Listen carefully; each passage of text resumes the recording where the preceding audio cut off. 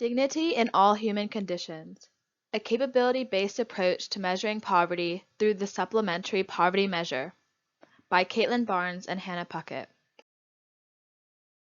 We hope you learn a lot from this video, but the two most important points are how we should define poverty and how we should measure it in practice.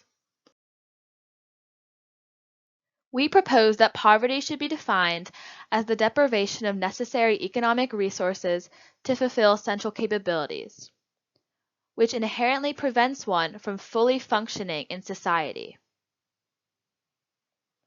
And we believe that it should be measured using the Supplementary Poverty Measure, which encompasses key aspects of Nussbaum's central capabilities, as we will touch on more later. If someone asked you right now, what does a poor person look like? What sort of images come to mind? Various generalizations and stereotypes may come to mind. Do you see a homeless person, someone at a soup kitchen, a single mother, an unemployed individual? These stereotypes may be misleading of the actual poor in the U.S. While there are certainly poor people falling within these stereotypes, the reality of the situation is that people of various living arrangements, races, ages, sexualities, genders, and professions are poor, as defined by the official poverty measure, or OPM. Our point is that poverty has no one-size-fits-all image. Here are just a few interesting statistics from the 2007 Current Population Survey about the demographics of poverty in America. These statistics help break down some of the stereotypes associated with poverty that we mentioned previously. For such people living in poverty, we believe that the primary purpose behind all efforts to understand, measure, and limit poverty is to maintain the dignity of every person. To do so, in our opinion, means ensuring that there are no barriers to social inclusion for any individual, and that every person has the central capabilities that allow them to express their autonomy.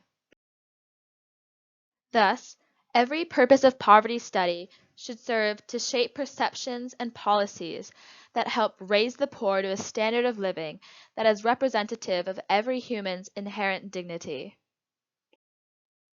To achieve these goals, we must first clearly define poverty. When asked, "What is poverty?" our family members and friends responded with various definitions, including homelessness, due to lack of education and employment, and a lack of basic material needs. We already know that some of these definitions are perhaps misleading or inaccurate after exploring the many faces of poverty. Robert Rector, a leading expert on poverty, talked a lot about the sensationalism, exaggeration, and misinformation surrounding poverty, and how the public's misconceptions of poverty are heavily influenced by the media and even some politicians. Before we dive into how we would define poverty, let's take a closer look at the idea of poverty as a lack of material needs. The current official poverty measure, called the OPM, defines poverty according to materialistic needs and economic resources. As John Iceland discusses, the OPM takes into account a household's gross annual pre-tax income and cash benefits when measuring poverty. The household is said to be in poverty when their gross annual pre-tax income falls below the federal poverty line. This threshold, the federal poverty line, was created by Molly Orshansky, who multiplied the costs of the Economy Food Plan, a highly restrictive meal plan, by 3 to achieve this threshold. Molly Orshansky based this threshold on the information that families of 3 or more people in 1955 spent 1/3 of their gross after-tax income on food in the 1955 Household Food Consumption Survey. However, there are multiple issues presented by the OPM and current poverty threshold. The first is that the threshold fails to adapt to changing standards of living, as it is a relatively absolute measure. This means that it is an absolute measure of poverty relative to a singular society's standards of living. As standards of living increase, the OPM remains entirely absolute, resulting in an increase in the gap between the OPM and that society's standard of living. In 1955, families spent 1/3 of their income on food. However, in today's society, this statistic is not necessarily true. With a rise in the standard of living, there are other needs to be fulfilled through income that the OPM does not account for, making it an outdated measure. These needs may include non-discretionary expenses, such as transportation to work, childcare, and medical out-of-pocket expenses. The OPM's failure to include such expenses in its calculation greatly skews the overall perception of a certain household's well-being.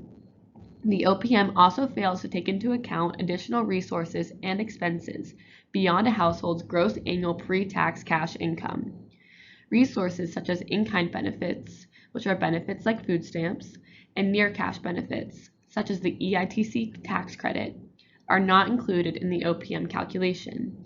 While it may be argued that it is important to understand how a family is doing without such benefits to ensure proper benefit allocation, we argue that it is also useful to understand how a family is doing with the inclusion of such benefits to ensure that the family is maintaining a standard of living appropriate for a being of dignity.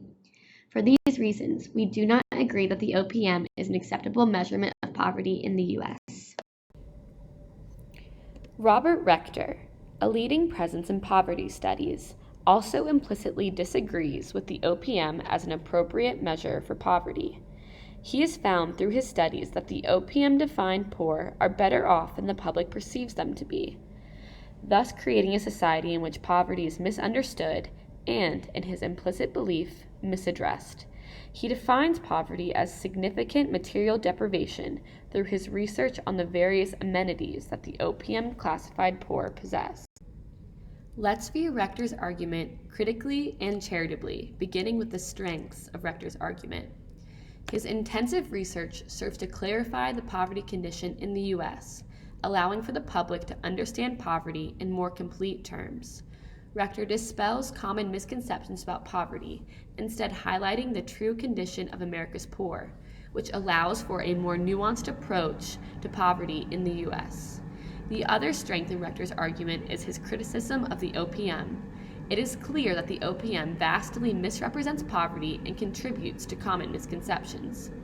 Rector's disagreement with the OPM is entirely valid in our view, and the main strength of his argument. However, Rector's definition also implicates various issues with great ramifications. Primarily, Rector underestimates the relative aspect of poverty, that to live a truly dignified life in a society like the U.S., standards of living may go beyond basic subsistence needs like food and water. If the focus and underlying motivation of poverty studies is to establish and ensure human dignity for all, then dignity implicates needs beyond what is necessary for survival. Thus, Rector's definition fails to consider human dignity for the poor and is therefore not an appropriate definition or measure of poverty. On the other hand, the capability approach, another method of defining poverty as developed by Amartya Sen, is built upon the central theme of establishing human dignity. This approach argues that not only are needs like nourishment, shelter, social inclusion, health, and cognitive development key to establishing standards of living that are appropriate for beings of dignity like humans, but that the freedom to choose one's functionings is essential to maintaining dignity. To fully understand capabilities, it is important to understand exactly what is meant by the term functionings. Functionings, as defined by Sen, are the beings and doings of life. Capabilities are then defined as the total possible combinations of functionings and choices that an individual has at his disposal. An individual's capabilities are often influenced by their economic resources, as money is instrumentally valuable. This means that money functions as a means to achieve certain functionings that then make up an individual's total capability. By Sen's definition, poverty is a lack of capabilities that deprives an individual of dignity. But how do we decide which capabilities are important for maintaining a dignified life? Martha Nussbaum proposes an answer to that question through her list of the 10 central capabilities. These central capabilities are the capabilities that Nussbaum deems necessary for a human life of dignity. An example of one of Nussbaum's central capabilities is play, the ability to laugh and engage in the enjoyment of life. These 10 capabilities define in rather holistic terms what it is to live a life of dignity. As such, we find that Nussbaum's 10 central capabilities are an important aspect to understanding and defining poverty, as we are primarily concerned with the establishment of human dignity for the poor. However, due to the incredible subjectivity of capabilities, it can become rather difficult to use the capability approach as a standard poverty measure.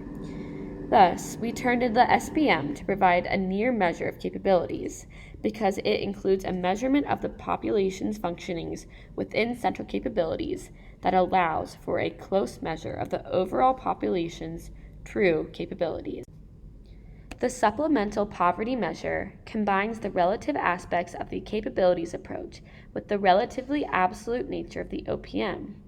The SPM is favorable because it includes factors like food stamps, housing subsidies, low-income energy assistance, tax credits, and other in-kind and near-cash benefits in its calculation. Moreover, it also accounts for a multitude of expenses that are excluded from the OPM, such as taxes, work expenses, child care, medical out-of-pocket expenses, and other non-discretionary expenses. The SPM threshold is calculated as the combination of facilities, clothing, shelter, and utilities expenses for a household at the 33rd percentile of the expenditure distribution multiplied by 1.2. This threshold accounts for the functionings and discretion necessary for maintaining a life of human dignity while adapting to changing standards of living. Thus, the SPM achieves the goal of measuring poverty in humane and dignified terms because it closely represents capabilities through its inclusion of multiple facets of an individual's well-being. Due to the capability approach's ability to consider human dignity holistically, we believe that poverty should be defined according to this approach. Thus, our definition of poverty is a deprivation of necessary economic resources to fulfill central capabilities, which inherently prevents one from fully functioning in society. These central capabilities are defined as Martha Nussbaum's 10 central capabilities, discussed earlier in the video. While the capabilities approach to defining and measuring poverty is the best approach for ensuring human dignity for all individuals, its extremely relative and time-consuming nature make it difficult to apply capabilities directly as a means of measuring poverty. Therefore, we argue that the appropriate measurement of poverty should be a capabilities-based analysis of the SPM. This means that we believe capabilities should inform and define the perception and analyzation of the SPM.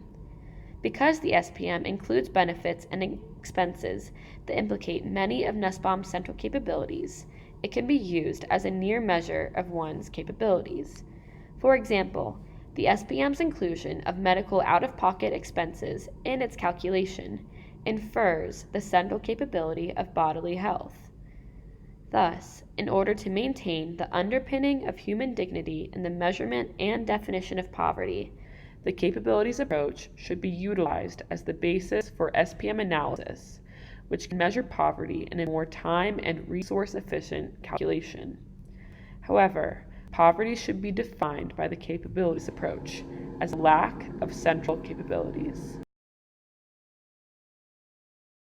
Thank you so much for watching our video. We really hope you learned something new and can go away, talk to others, and learn even more about this incredibly important topic.